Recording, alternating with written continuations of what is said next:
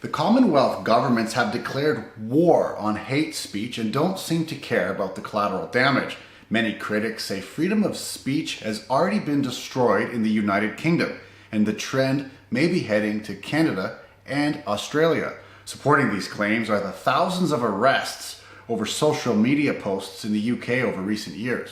The UK has created an elite police unit known as the National Internet Intelligence Investigations Team, dedicated to monitoring anti-migrant social media posts. Leaders claim its purpose is to detect early signs of potential unrest. What, you're taking me away now? Yes, so you're under arrest, so you're going to Harrogate, unfortunately. You're taking me to Harrogate in the middle of the night over a tweet? But I do feel people need to know what's going on out there. And if they think that they're quite safe and they can just sit at home and maybe just knock out a little tweet that... Unfortunately, Julian, we don't know you, so we're just going to have to do this as part of this. So I just need to know why would she's basically viewed a post which is not an arrestable offence. Graham Linehan, the author of Father Ted and co-author of the IT Crowd, was one of them, arrested previously for several tweets against the trans movement. They were all fairly standard angry tweets at the continuing insanity of the situation. Men being able to enter women's spaces without being challenged. So it was just stuff about that, and in Australia, there are also plans to crack down on hate speech in the wake of the Bondi Beach mass shooting at the hands of Islamic terrorists. Well, I want to have a situation where hate speech is not allowed and illegal in New South Wales, and those who practice it are prosecuted. Of course I do. Yeah. It's the only way to send a clear and unambiguous message that it will not be tolerated. And I've made the point that we don't have the hate speech laws, or they term them free speech laws, that they have in the United States. Our system's different. We've built a different legal system and a different tolerance for it in our state. I don't make any apologies for it, but I want to make sure the community's safe and we send this message. I hope that the community can give time for the laws to work, but I understand the frustration and I know the police are working on it. Firstly, the Attorney-General and Minister for Home Affairs will develop a package of legislative reforms to crack down on those who spread hate, division and radicalisation. The National Security Committee has agreed that changes will include the following 5 points. Agreed changes will include: 1. Aggravated hate speech offence for preachers and leaders who promote violence. Secondly, increased penalties for hate speech promoting violence. Thirdly, making hate an aggravating factor in sentencing crimes for online threats and harassment. Fourthly, developing a regime for listing organisations whose leaders engage in hate speech promoting violence or racial hatred.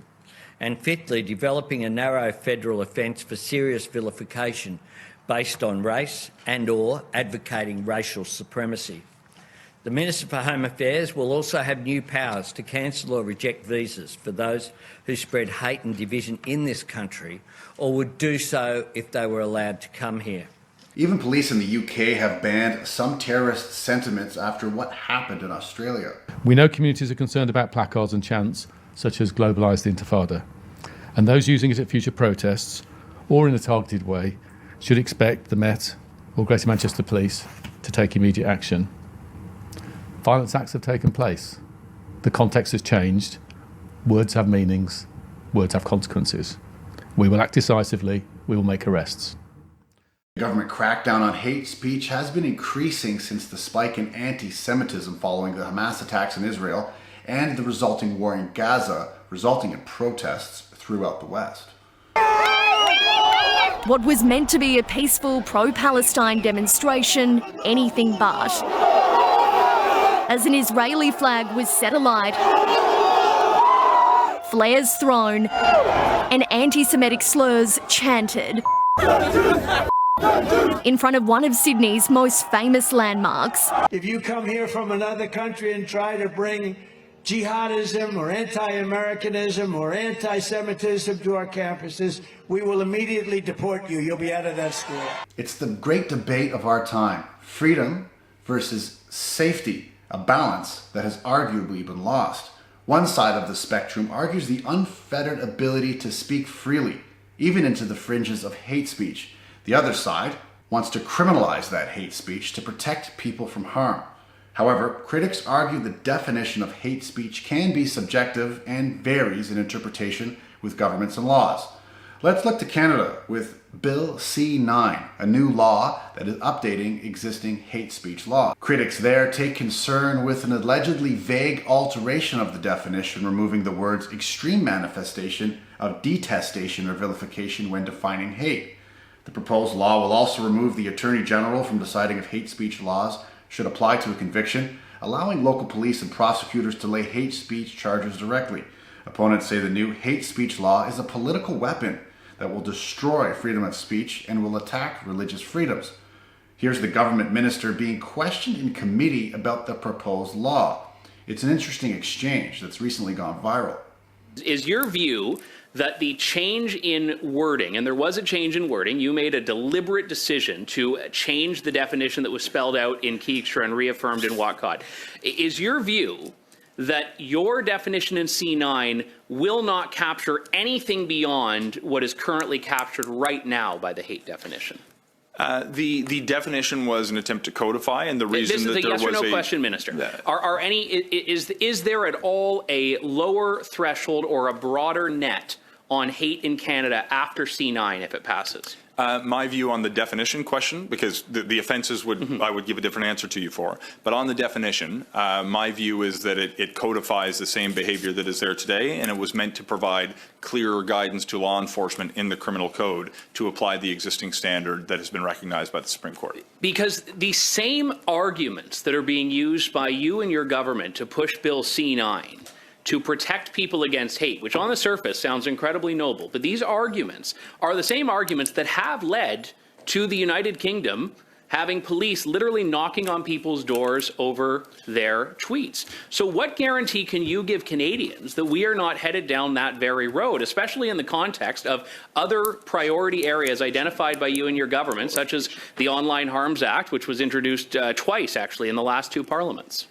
So this legislation is not identical in kind to the reforms that have been put in place in the UK, and we've actually looked at their experience and see that there are real challenges with how it's played out. For example, we've got a different approach where some jurisdictions around the world have adopted a more blanket glorification that could attract the scrutiny of a liking a Facebook post, for example, and we chose a different path.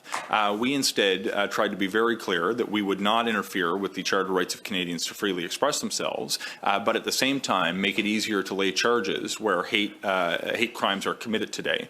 To the extent that you think there is a better way to clarify and codify the existing definition, do know that I believe in Parliament, and I don't care which party comes forward with these amendments. If it creates multi-partisan buy-in to codify the test, that's okay by me. Can you guarantee that if C9 passes, no Canadian will end up being charged because of something they've posted on Twitter or Facebook? Well, if they commit the crime of willfully promoting hatred against another person. A crime with a definition that you're changing. So, but it's possible that they could be convicted for what they willfully promoting hate online today. So certainly I would hope if someone commits a crime in the real world or online that they would face the appropriate criminal penalty if in fact it's captured by the code. We had in my riding a very disturbing case a few weeks ago where someone had mowed a swastika, a Hakenkreuz I should say, into their lawn and was charged under the existing criminal code definition. They displayed a symbol. It was found to be willfully promoting hate. Law enforcement and the Crown agreed that they could lay that charge. So why is your bill at all necessary when we already have existing powers, which, to Mr. Housefather's point earlier, are simply not being enforced as often as they could be? Look, this is an important question. I'll answer it very quickly.